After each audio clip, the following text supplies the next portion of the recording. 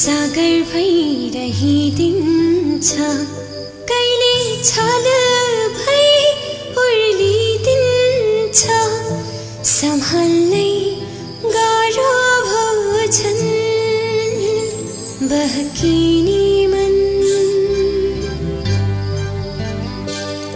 बहकिने मन बहकिने मन बहकिने मन बहकिने मन।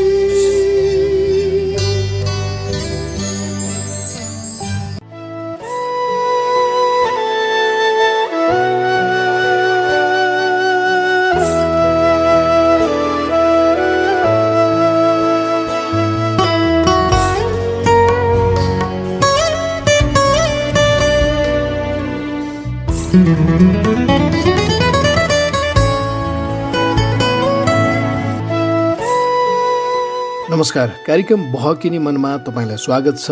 म महावीर विश्वकर्मा, प्राविधिक कक्षमा भीम विश्वकर्मा हुनुहुन्छ। थाहा संचार नेटवर्क काठमाडौँबाट सोमबार बेलुकी 9 बजी आउने यो कार्यक्रम बहकिने मन देशभरिका 150 भन्दा धेरै रेडियोहरूबाट एकैसाथ प्रसारण हुन्छ। बहकिने मनको फेसबुक पेजबाट पनि यति बेला यो कार्यक्रम प्रसारण भइरहेको छ। मेरो आफ्नै नामको युट्युब च्यानल महावीर विश्वकर्मा नामको युट्युब च्यानलमा पनि हामी यो कार्यक्रम अपलोड गर्नेछौँ। तपाईँ आफूलाई पाएको पर्ने समयमा तपाईँले सुन्न सक्नुहुन्छ। बहकिने मन मूलत प्रेम विषयमा आधारित रेडियो कार्यक्रम हो र साहित्यको मुक्तक विधालाई हामीले लिने गरेका छौँ। आजको श्रृङ्खलामा चाहिँ म कार्यक्रमको बहकिने मनको अलि पहिलेकै श्रृङ्खलामा प्रसारण भएको श्रृङ्खलाहरूको अगाडिको अंश जुन बहकाउने पार्ट हुन्छ अगाडिको, त्यो समेटेर आजको श्रृङ्खला तयार गर्दैछु र त्यो अगाडिको बहकिने मनको त्यो जुन अगाडिको पार्टको पुनः प्रसारण गर्नेछु विभिन्न श्रृङ्खलाहरूबाट। त्यसो हुँदा अब ढिला नगरिकन म ती सामग्रीहरू क्रमशः अघि सार्दैछु।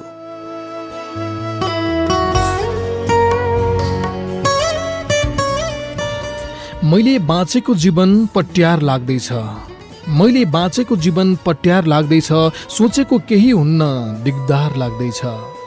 मैले बाँचेको जीवन पट्यार लाग्दैछ, सोचेको केही हुन्न दिगदार लाग्दैछ। यी भेटिने मान्छे यो जोडिएको सम्बन्ध मात्र नाफा नोक्सानको व्यापार लाग्दैछ।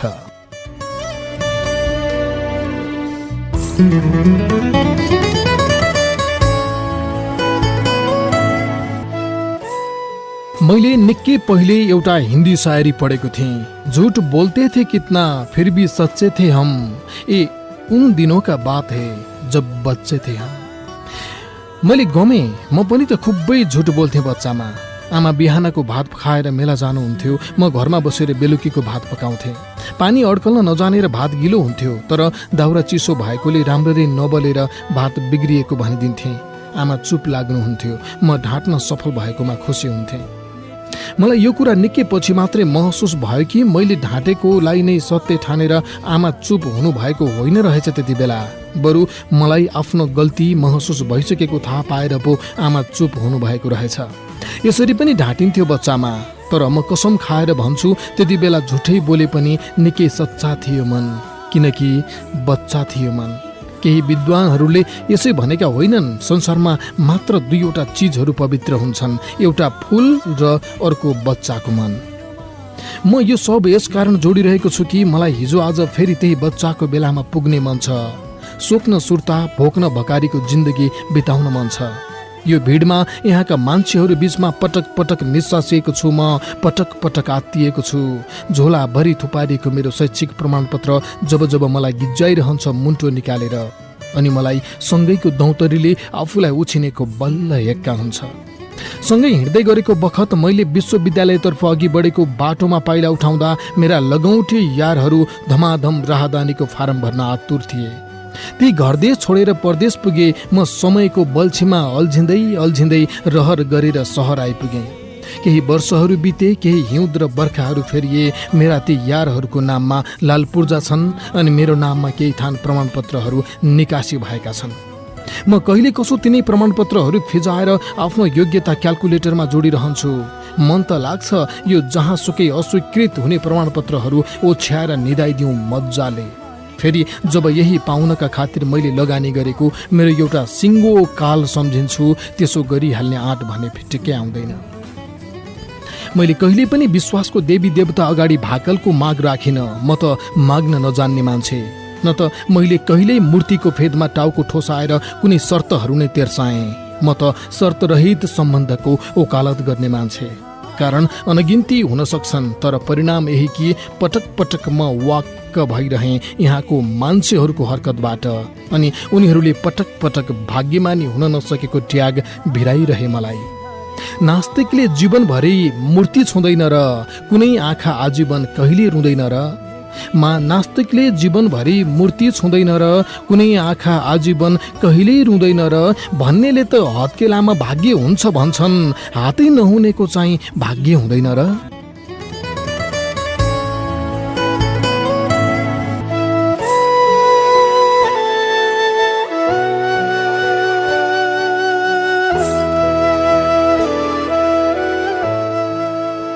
मलाई थाहा छ म एउटा जुनी मात्रै बाँच्नका लागि यो धरतीमा आइपुगेको हुँ, तर म अरू पनि थुप्रै जुनीहरू बाँचिरहन चाहन्छु। मरेर पनि बाँचिरहनु भन्छन् क्यारे सायद त्यस्तोलाई। हो, म त्यस्तै जीवन बाँच्न चाहन्छु। बडे माको भूकम्प गएको हिजो ठिक 1 वर्ष भयो। अघिल्लो वर्ष भत्किएका घरहरूले पुरेका धेरै मान्छे देखेँ मैले। मान्छे भन्दा नि सप्पो भन्नुपर्छ क्यारे मृत्यु भएपछि त। ल ठिकै छ भनिदिन्छु, धेरै शवहरू देखेँ मैले। लासहरू भनौँ, अझ सबैलाई बुझ्न सजिलो। मैले जोड्न खोजेको चाहिँ के भने ती लासहरू ढाकिएका कुनै पनि कात्रोमा गोजी भने फिटिक्कै देखिनँ मैले। न देख्छु कि भने चिहाएँ, देख्दै देखिनँ। अनि मलाई लाग्यो यही सबै यहीँ छोडेर जानु रहेछ त फेरि हामी मान्छेहरू किन यतिका दौडधुप गरिरहन्छौँ पैसा सोहोर्न, अझ कति त गलत काम गरेर पैसा सोहोर्न। जिन्दगी मरेपछि पनि म बाँचिरहँ भन्नेतिर किन धेरैले नसोचेका होलान्? यस्तै लाग्यो मलाई, अनि यस्तै लागिरह्यो। मध्ययुगमा एकजना इसाईवादी विचारक एउटा आल्पिनमाथि कति देवता उभिन सक्छन्, कति देवदूत उभिन सक्छन् भन्ने सोचिरहेका थिए। लुथर जस्ता बुद्धिमान मानिसले पनि झिङ्गालाई भूतले सृष्टि गरेको होला भनेर लेखेका छन्, किनकि जब उनी धर्मग्रन्थ पढ्न बस्दथे तब झिङ्गा तिनको नाकमाथि बसेर दुःख दिन्थ्यो र यसरी धर्ममा बाधा पुर्याउने हुनाले भगवानले झिङ्गाको सृष्टि गरेको होइन भनी तिनले लेखेका छन्। यी सबै सुनिरहँदा मान्छेहरू भन्लान् त्यो त पागलपन हो, तर मलाई थाहा छ ती पागलहरू थिएनन्, बरु विद्वान थिए। अनि मलाई यस्तै पागलपनमा हाम फाल्न मन लाग्छ। मानिसलाई जिन्दगीको क ख ग को पत्तो छैन, तर स्वर्ग र नरकका नापतोल अर्थाइरहन्छ। मलाई थाहा छ मानिसको घरको अघिल्तिर जस्तो रुख रोपिएको छ त्यसले त्यस व्यक्तिको परिचय दिन सक्दैन, फलको मात्रै परिचय दिन्छ। तर पनि मान्छेहरू विपरीत सोचिदिन्छन्। राति बिरामी बच्चालाई छेउमा सुताएर एउटी आमा जब सुत्दछिन्, मध्यरातमै सही बच्चा रोयो भने आमाले निन्द्रैमा हातले बालकलाई थामथुम गर्न लाग्छिन्। तिनलाई बिहान बच्चोलाई राति थामथुम पारेको कुरा सोध्यो भने त्यो उनीलाई पत्तै नभएको पनि हुन सक्छ। अनि हामी सबै एकै ठाउँमा सुत्यौँ भनेर सबै निदाएपछि कसैले आधा रातमा कान्छा भनेर बोलायो भने कान्छा नाम भएकोले नै त्यो सुन्छ र के हो भनेर सोध्छ, तर बाँकीहरूलाई त्यस्तो आवाज आएको पत्तो समेत हुँदैन। यति भनेर म के प्रस्ट्याउन खोजिरहेको छु भने जुन कुरा हामीलाई भित्रैसम्म बोध भएको छ ती कुरासँग चेतना नभएको बखत पनि हामी ठिक तरिकाले नै जोडिरहेका हुन्छौँ। यस्तै गहिरोसँग बसेको छ मनमा केही कुरा जसले भनिरहन्छ पटक पटक, एक फेर पाएको जिन्दगी यसै गरी बिताउनु त फिटिक्कै भएन। यसै गरी बिताइदिन्छु 2 दिने जिन्दगी भनेर नारायण गोपालले गाएको गीत सुन्न पो मिठो त। साँच्चीकै त्यतिकै बिताइदिने कुरा त कसरी अग्रगामी हुन सक्छ र? केही गुमाउन सकौँ, केही पाउन सकौँ, अनि कहिले रुन कहिले रमाउन सकौँ। केही गुमाउन सकौँ, केही पाउन सकौँ, अनि कहिले रुन कहिले रमाउन सकौँ। पर जानु छ मलाई भिडदेखि धेरै पर, ताकि जिन्दगीको अर्थ मजाले बताउन सकौँ।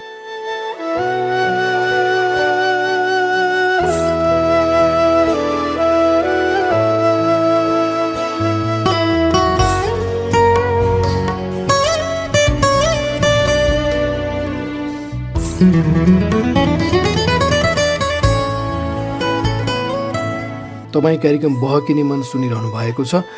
यो कार्यक्रम यति बेला थाहा संचार नेटवर्क काठमाडौँबाट प्रसारण भइरहेको छ र देशभरिका 150 भन्दा धेरै रेडियोहरूबाट एकैसाथ कार्यक्रम आइरहेको छ।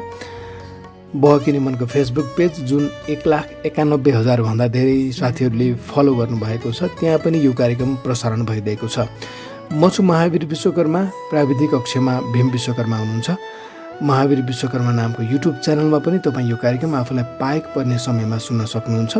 बहकिनी मनको आजको श्रृङ्खलामा चाहिँ यस अघिकै श्रृङ्खलाहरूमा प्रसारण भइसकेको अगाडिको जुन बहकाउने पाठ छ तिनै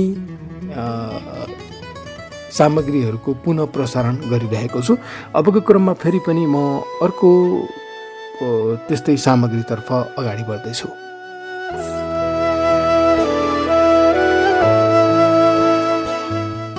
बिचबाटोमै यात्रा तिमीले मोड्छौ कि त डर लाग्छ।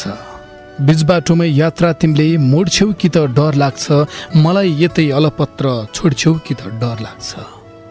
बिचबाटोमै यात्रा तिमीले मोड्छौ कि त डर लाग्छ। मलाई यतै अलपत्र छोड्छौ कि त डर लाग्छ। सँगै बाँच्न पाउने आसमा म चाहिँ टाढा परदेश आएँ। नफर्किँदै अन्तै नाता जोड्छौ कि त डर लाग्छ।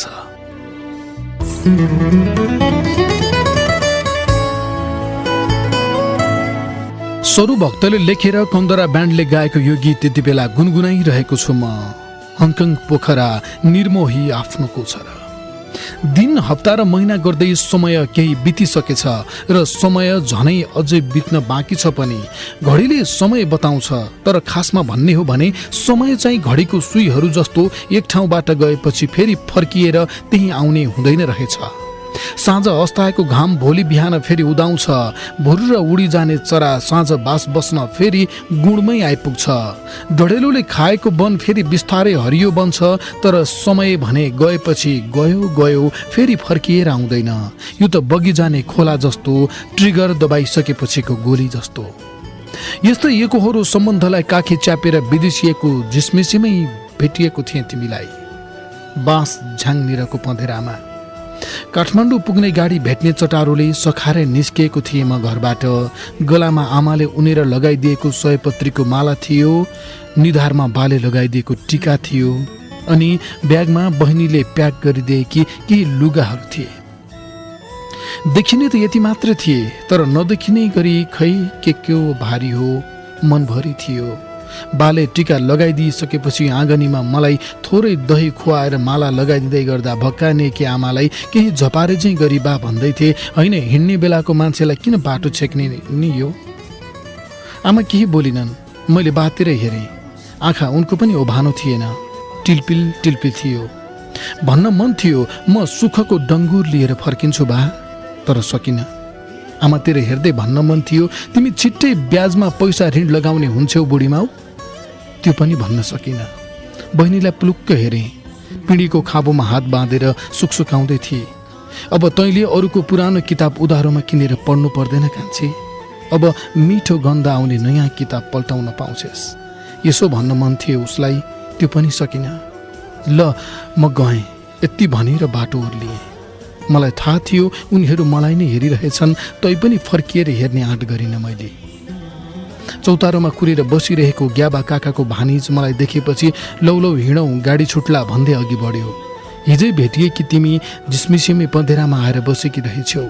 म रोकिएँ, नजिक आयौ, गमलङ्ग अङ्गालो हाल्यौ, हामीले सहर जाँदा हेरेको फिल्ममा जस्तै।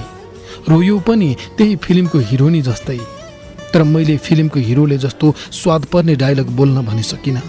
बेसरी कसे तिमीलाई कसैले छुटाउन नसकोस् झैँ गरी उसै गर्यौ तिमीले। अघि पुगेको साथीले बोलाइहाल्यो, सोध्यौ कहिले फर्किन्छौ भने 2 वर्ष। फेरि भने पर्ख है, बोल्यौ म त पर्ख्यौँला, तर बाले के गर्छन्। आवाज यति हो निस्किएको, अरू त आँसु पो निस्किए वाले। पानी पर्दा नचुहिने घर कहाँ थियो, अनि सुखी जीवन बित्ने भर कहाँ थियो। पानी पर्दा नचुहिने घर कहाँ थियो, अनि सुखी जीवन बित्ने भर कहाँ थियो। के गर्नु त दुखियाको कर्मै यस्तै रहेछ, मलाई पनि विदेशिने रहर कहाँ थियो।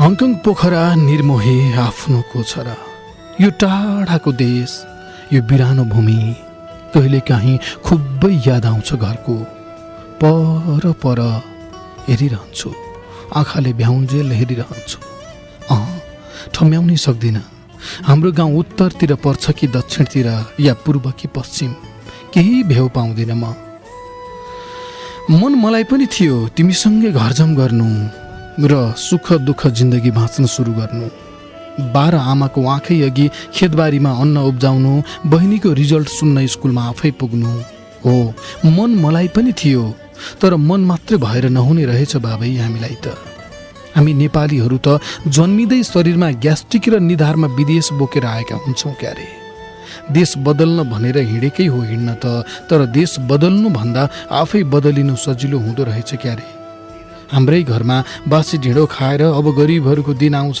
भन्दै सपना देखाउनेहरू रातारात सुकिला मुकिला देखिन थाले तर रक्तिम परिवारको संसारमै गरिबको छैन राज्य भन्छ तर पनि यो देशमा ल्याउन हामीलाई मन छ झरनाको चिसो पानी गाउँदै हिँड्ने हामी भने ऋण काटेर पासपोर्ट बनाउनु पर्ने अवस्थामा आइपुग्यौँ अस्ति चुनावको बेला जनगायक खुसीराम पाखरिन बा बिते भन्ने खबर सुने मुगलिनको बाटो हुँदै गोर्खा जाने क्रममा 37-38 सालतिर त्रिशुलीको भित्तामा मजदुरहरू ठाडो भिरमा झुन्डिँदै हल्लिँदै पहरामा दुलो खोपेर ब्लास्टिङ गर्दै बाटो बनाएको देखेपछि उनले लेखेका रहेछन् एउटा गीत गैती बेल्चा उचालेर पहरालाई छिचोलेर डाँडा काँडा बाटो बनायो के खायो नि कुल्ली दाइले के पायो नि कुल्ली भाइले अर्कैले ट्याक्सी गुडायो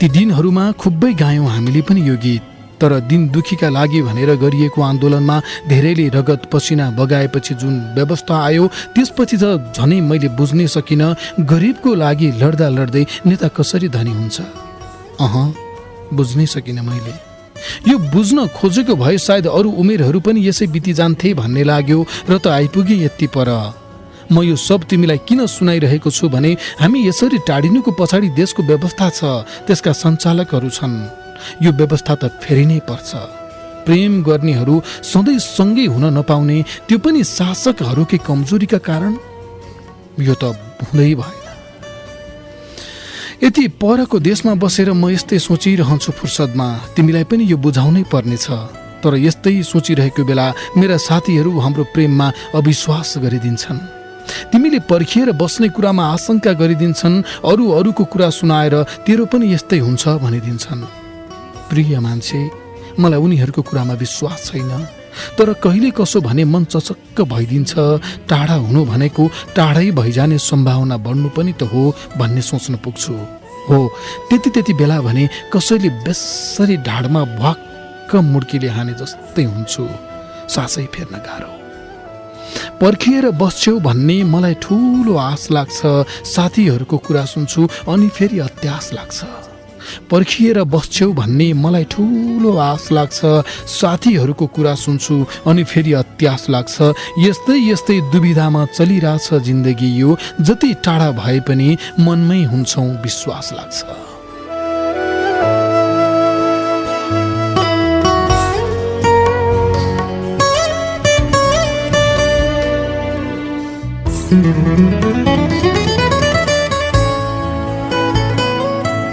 तपाईँ कार्यक्रम बहकिनी मन सुनिरहनु भएको छ म छु महावीर विश्वकर्मा थाहा संचार नेटवर्क काठमाडौँबाट सोमबार बेलुकी 9 बजे यो कार्यक्रम बहकिनी मन आउँछ देशभरिका 150 भन्दा धेरै रेडियोहरूबाट यो कार्यक्रम एकैपटक प्रसारण हुन्छ युट्युब च्यानलमा चाहिँ मेरो आफ्नै नामको युट्युब च्यानल छ महावीर विश्वकर्मा त्यो युट्युब च्यानलमा हामी कार्यक्रम अपलोड गर्छौँ त्यहाँ आफूलाई पाएको पर्ने समयमा तपाईँले सुन्न सक्नुहुन्छ बहकिनी मनको आजको श्रृङ्खलामा प्रस्तुत गरिरहेको सामग्रीहरू चाहिँ पहिलेकै श्रृङ्खलाहरूमा प्रसारण गरिएको सामग्रीको पुनः प्रसारण हो त्यो क्रममा म फेरि पनि निरन्तरता दिँदैछु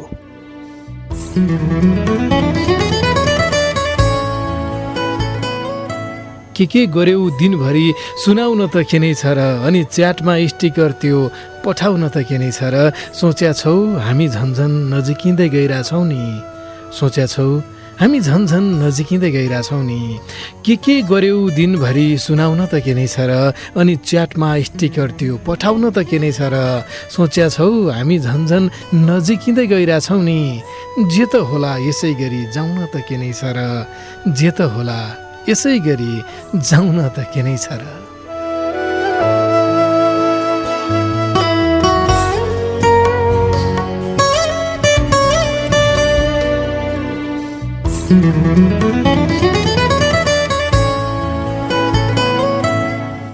गणेश सेन्चुरीको शब्द सङ्गीत र स्वरमा रहेको गीतले भने जस्तै, लुकी छिपी किन मायामा तिमीलाई नै देख्छु घाम छायामा, मेरी माया नरिसाउन, मेरी माया नजिक आउन। प्रेमको बाटो सायद यस्तै हुन्छ होला भन्नाले प्रेम गर्नु गलत त होइन, तर पनि लुकी छिपी नै भइदिन्छ होला प्रेम, यतिसम्म कि नजिकै साथीलाई पनि थाहा नदिउँ भन्ने लाग्ने। हुन त थाहा हुने बित्तिकै लफडा सुरु गर्ने सामाजिक व्यवस्था विद्यमान भएर पनि अक्सर लुकी छिपी नै भइदिन्छ होला प्रेम, लुकी छिपी नै गरिरहन मन लाग्छ होला प्रेम। म सानो छँदा 4-5 कक्षा पढ्दा बेलाको एउटा घटना कहिले कसो यस्तै बेलामा सम्झिन्छु। मलाई एकदमै माया गर्ने दाइ थिए। गाउँकी दिदीसँग उनको प्रेम सुरु भयो अनि प्रेम पत्र लेखिदिने र पुर्याउन जाने र उताको पत्र ल्याउने जिम्मा चाहिँ मेरो। यसरी प्रेममा साथ दिन पाउँदा मलाई उल्कै खुसी लाग्ने, हिरो हिरोइनलाई साथ दिने कुनै सिनेमाको बाल कलाकार जस्तै मजा लाग्ने। त्यो प्रेम एकदमै गोप्य रूपले अघि बढिरहेको थियो। गाउँलेले भने जस्तो जात नमिल्ने भएकोले पनि लुकी छिपी नै राख्नु थियो त्यो प्रेम। तर कसो कसो एक साँझ ती दाईको घरमा रडाको मचिएछ, यो त फलानीसँग सल्केछ भनेर उनका बा आमा आफन्त बसेर केरकार गरेछन्। जे होस् उनले होइन भनेरै जितेछन्। त्यति बेला त्यो साँझ म मेरै घरमा भएकोले भोलिपल्ट दाईले नै भनेपछि पो थाहा पाएँ। तर त्यति गोप्य प्रेम कसरी थाहा पाए होला नि त भन्ने लाग्यो। भइदिएछ के भने दाई ती दिदीको घरमा मकैको सेजो जाँड किन्न गएछन्। त्यति बेला एक बटुकोलाई 5 रुपियाँ पर्थ्यो। दाई 5 रुपियाँ लिएर जाँड किन्न गएछन्। दिदीले 2 बटुको दिएछिन्, त्यही 5 रुपियाँ माने। त्यो देखेपछि ती दाईका मामा पनि 5 रुपियाँ लिएर गएछन्, तर उनले 1 बटुको मात्रै पाएछन्। अनि बुढाले मास्टर माइन्ड लगाएछन् र 2 जना सल्केको भनेर घरमा कुरा लगाइदिएछन्। मैले यो पुरानो दिन यति बेला किन सम्झिएको भने त्यति बेला पत्र लेखिदिने र ओसार पसार गर्ने त्यो सानो केटो हिजो आज तिमीसँग गफिन थालेको छ। हरेक रात निदाउनु अघि तिम्रो बोली सुन्न थालेको छ। हरेक बिहान बिउजिएपछि तिमीलाई म्यासेज पठाउन थालेको छ। र सानो छँदा गाउँले दाई दिदीको प्रेमलाई गोप्य राख्न असफल रहेको त्यो केटो यति बेला तिमीसँग गफिँदा तिम्रै साथीलाई पनि नभन्नु है भनिरहेको छ। हुनसक्छ उसको दिमागमा यस्तै छाप छ कि प्रेम त लुकी छिपी नै गर्नुपर्छ। उसो त हरेक सम्बन्धहरू प्रेम नै चाहिँ हुँदैनन्। कति त प्रेमको मोटरसम्म नपुगी सम्बन्धको कच्ची बाटोमै टुङ्गिन्छन्। थाहा छैन हामी चाहिँ पुग्छौँ कि पुग्दैनौँ प्रेमको मोटरसम्म, गर्छौँ कि गर्दैनौँ यात्रा प्रेमको बाटोमा। 2-4 दिनको समय कटाउने मेसो मात्रै हो कि हो यो लामै यात्राको तयारी? त्यस्तो केही पनि अनुमान लगाइसकेको छैन मैले। अहिले यति मात्रै थाहा छ तिमीलाई सुनिरहन मन लाग्छ, मलाई जिस्किरहन मन लाग्छ तिमीसँग, अनि यो समाजको सबैभन्दा मुख्य समस्याबारे घन्टौँ छलफल गरिरहन मन लाग्छ। तिमीलाई भेटेपछि मलाई महसुस भएको हो मैले जस्तै गरी सोच्ने अर्को मान्छे पनि रहेछ। यहाँको समाज व्यवस्थाले वर्षौँदेखि दिएको दुःख विरुद्ध म जसरी नै लाग्न तयार अर्को पनि कोही रहेछ र त्यो तिमी रहिछौ।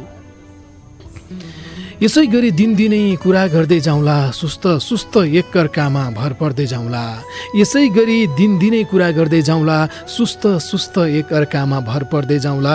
विचार मिले सँगै बाँच्नु कुन चाहिँ आइतबार भोर, विचार मिले सँगै बाँच्नु कुन चाहिँ आइतबार भोर। यसै गरी दिनदिनै कुरा गर्दै जाउँला, सुस्त एकअर्कामा भर पर्दै जाउँला। विचार मिले सँगै बाँच्नु कुन चाहिँ आइतबार भोर। ओके छ त अब झनै नजिक सर्दै जाउँला।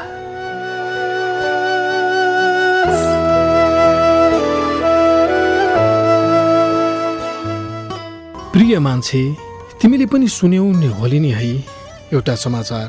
काठमाडौँमा एक युवतीमाथि एसिड प्रहार भएको घटनाबारे। यो घटनाबारे पढिरहँदा मैले सम्झेको थिएँ तिमीलाई। मलाई भन्न नभ्याएकी भए पनि तिमीलाई पनि त मन पराउने धेरै होलान्, तिमीले पनि धेरैको प्रेम नस्वीकारेकी हौली। भोलि कसैले यसरी नै तिमी माथि एसिड छ्याप्यो भने भन्ने सोच्दा एक खाले छटपटी जस्तो भइरह्यो मेरो मनमा। यसरी हामी डराइरहनु पर्ने अवस्था आएको किन हो?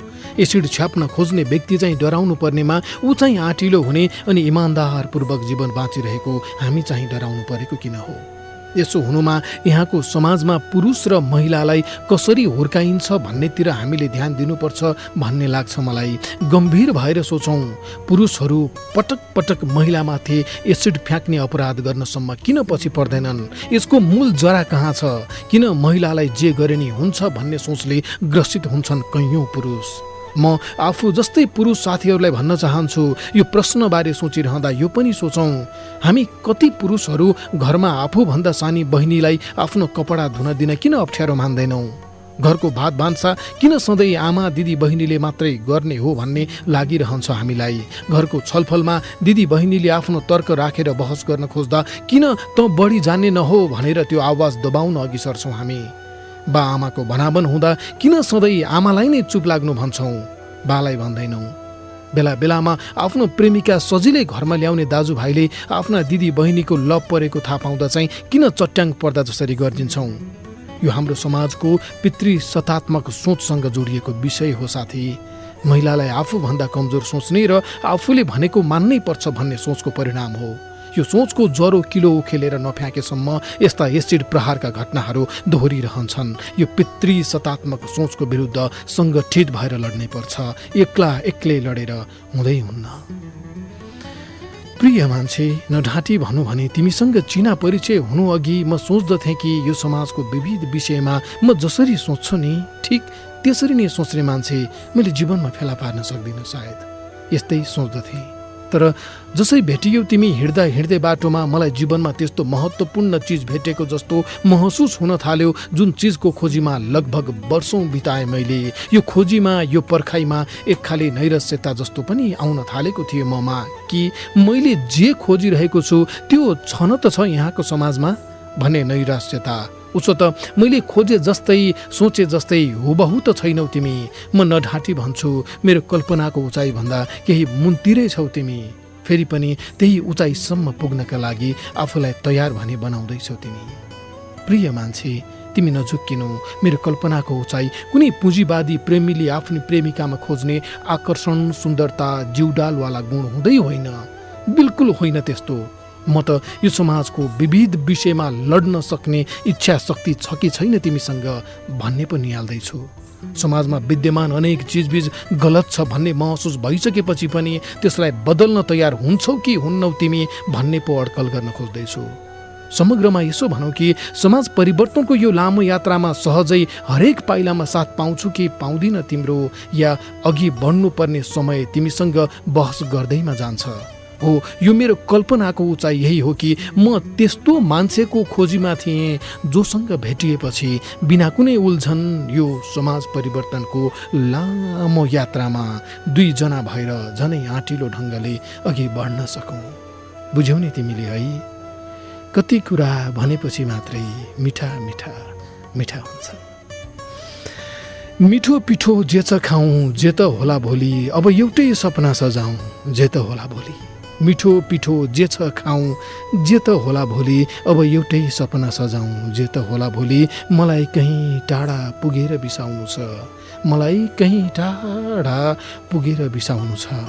मिठो पिठो जे छ खाउँ, जे त होला भोलि, अब एउटै सपना सजाउँ, जे त होला भोलि। मलाई कहीँ टाढा पुगेर बिसाउनु छ, मिल्छ भने सँगै जाउँ, जे त होला भोलि।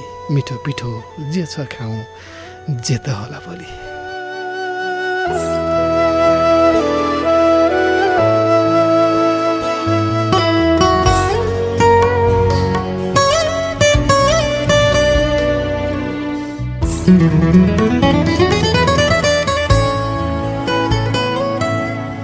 तपाईँ कार्यक्रम बहकिने मन सुनिरहनु भएको छ।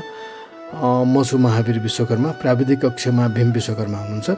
बहकिने मनमा आज यस अघि नै प्रसारण भएको बहकिने मनको श्रृङ्खलाहरूबाट अगाडिको जुन बहकाउने अंश छ त्यो हामीले पुनः प्रसारण गरिरहेका छौँ। बहकिने मन तपाईँले युट्युबमा पनि सुन्न चाहनुभयो भने चाहिँ मेरो आफ्नै नामको युट्युब च्यानल छ महावीर विश्वकर्मा। त्यहाँ तपाईँ यो कार्यक्रम आफूलाई पाएको पर्ने समयमा सुन्न सक्नुहुन्छ।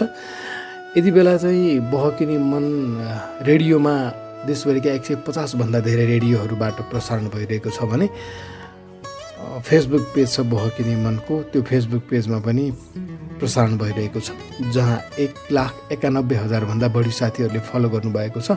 त्यही फेसबुक पेजमा पनि यो कार्यक्रम प्रसारण भइरहेको छ यति बेला। फेरि पनि म कार्यक्रममा सामग्रीहरूतर्फ नै अगाडि बढ्दैछु।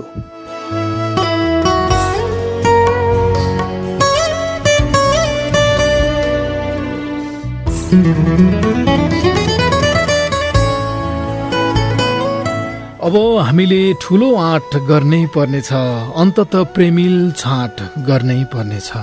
अब हामीले ठुलो आँट गर्नै पर्नेछ, अन्तत प्रेमिल छाँट गर्नै पर्नेछ। लड्ने कि पछि हट्ने कुरा यति नै हो, लड्ने कि पछि हट्ने कुरा यति नै हो। अब हामीले ठुलो आँट गर्नै पर्नेछ, अन्तत प्रेमिल छाँट गर्नै पर्नेछ। लड्ने कि पछि हट्ने कुरा यति नै हो, ढिलो चाँडो कित्ता काट गर्नै पर्नेछ, ढिलो चाँडो कित्ता काट गर्नै पर्नेछ।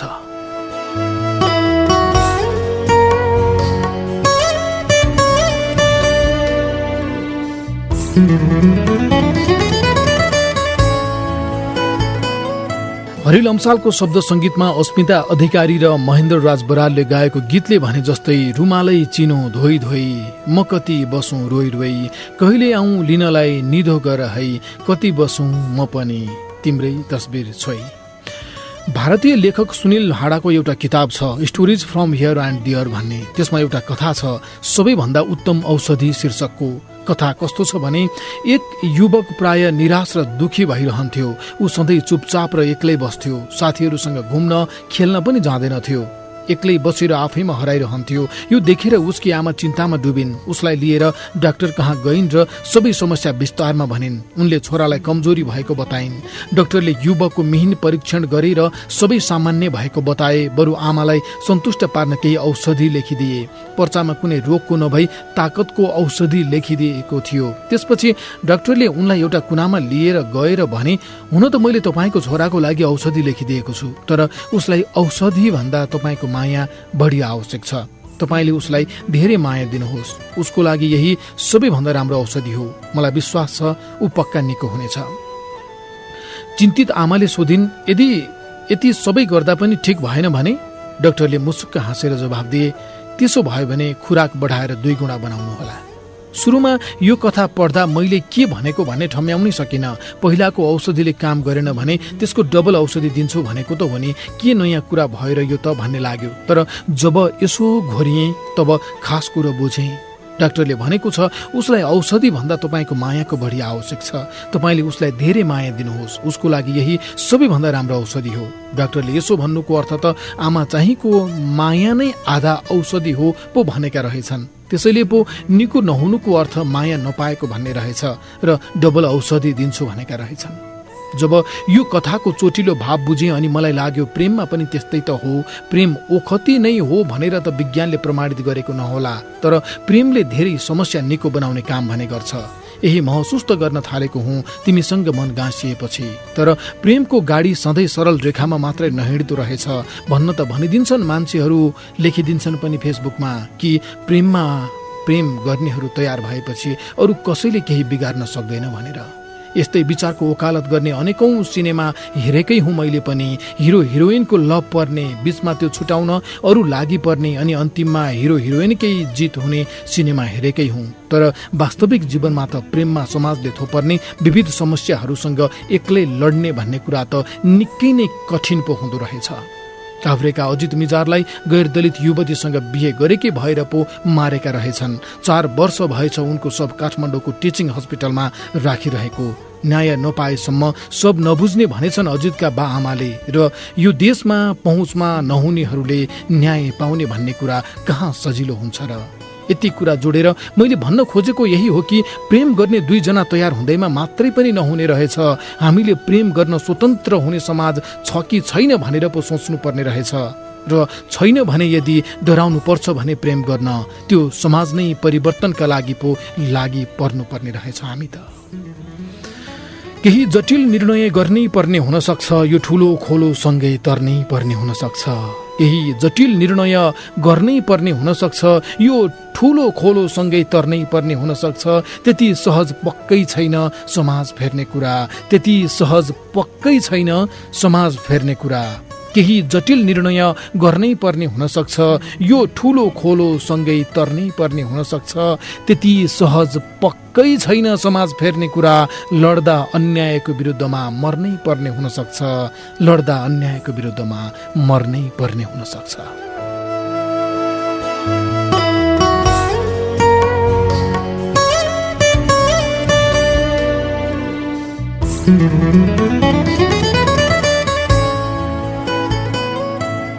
म त सपनाविहीन यात्री थिएँ, पुग्नु कहीँ थिएन, दुख्नु केही थिएन, बस चल्दै थियो जिन्दगानी। तर तिमीसँग भेटिएपछि सपना देख्न थालेको छु जिन्दगीमा। जब सपना देख्न थालिन्छ नि तब पो मजा आउँदो रहेछ जिन्दगी बाँच्न। सपनाविहीन मान्छे त बीच सडकमा उभ्याइएको शालिक जस्तो मात्रै पो हुँदो रहेछ। हेर्दा मान्छे जस्तै तर सजीवताको अंश बिल्कुल शून्य। हुन त कहिलेकाहीँ शालिक पनि मान्छे जस्तै लागिदिन्छ। विजय कुमारले उनको किताब खुसीमा एक ठाउँमा लेखेका छन्, स्वर सम्राट नारायण गोपाल बितेको केही समयपछि पत्नी पेमलालाई विजय कुमारले सोधेका थिए रे, भाउजू दाईको शालिक भएको चोकबाट हिँडिरहँदा तपाईँलाई कस्तो लाग्छ? अनि पेमलाले भन्नुभएको थियो रे, थाहा छ त्यो ढुङ्गाको एउटा निर्जीव शालिक मात्र हो, ऊ होइन। तर पनि पानी परेको दिन जब म त्यो बाटो हिँड्छु उसलाई गएर छाता उडाइदिन मन लाग्छ। उहाँले भने जस्तै अनेक तर्कनाहरूले कहिलेकाहीँ शालिकहरूमा पनि सजीवताको महसुस गराइदिन्छन्। तर पनि सत्य कहाँ त्यस्तो छ र? सत्य त बिल्कुल फरक पो छ त। म त एक्लै हिँडिरहेको थिएँ, चुपचाप चुपचाप। कहिले कसो मन कतै अल्झिन खोज्थ्यो। भुपी शेरचनले अल्झेछ क्यारे पछ्यौरी तिम्रो चियाको बुटामा भनेर लेखे जस्तै। तर मन त्यसरी कतै अल्झिन दिने पक्षमा कहाँ हुन्थे र?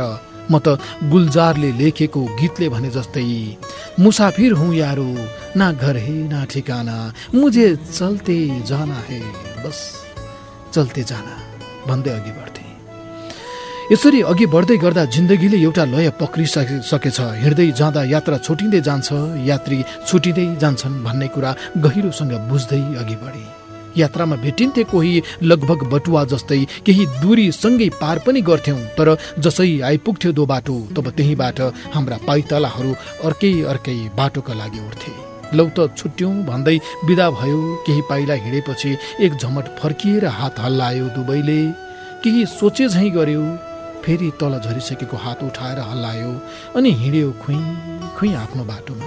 यो क्रम दोहोरिरह्यो, तेहरिरह्यो। आउनेहरू आए, जानेहरू गए, जिन्दगी आफ्नै रफ्तारमा अघि बढिरह्यो। ढुङ्गो बाहिर भिज्छ, भित्र गल्दैन भने जस्तै जानेहरूले केही पाइलासम्म मन खल्लो खल्लो त बनाइदिए, तर यतै कतै छाप छोडेर भने गएनन्। यात्री थिए, यात्रामा भेटिएर यात्रामै छुटी गए। किनकि यात्री न थिए, यस्तै सोचिदियो मनले। तर जीवनको मध्याह्न नजिक आइपुग्दा तिमी यसरी उदाइदियौ, तब सब थोक भुलेर एकहोरिएँ म। किन मनले भनिरह्यो, यो पटक यात्री होइन सहयात्री भेटियो। जब यस्तै आलो काँचो रहरमा तिमीले ल्याप्चे लगाइदियौ, तब यात्रा बडो गजब भइहाल्यो। यसै गरी अब पुरा जीवन काट्छु जस्तो लाग्छ, सुख दुःख जे आउँछ सँगै साट्छु जस्तो लाग्छ। यसै गरी अब पुरा जीवन काट्छु जस्तो लाग्छ, सुख दुःख जे आउँछ सँगै साट्छु जस्तो लाग्छ। अडचनहरू अनेक आउलान् हिँड्दै जाँदा जिन्दगीमा, तिमी साथ भयो भने जेनी आँट्छु जस्तो लाग्छ, तिमी साथ भयो भने जेनी आँट्छु जस्तो लाग्छ।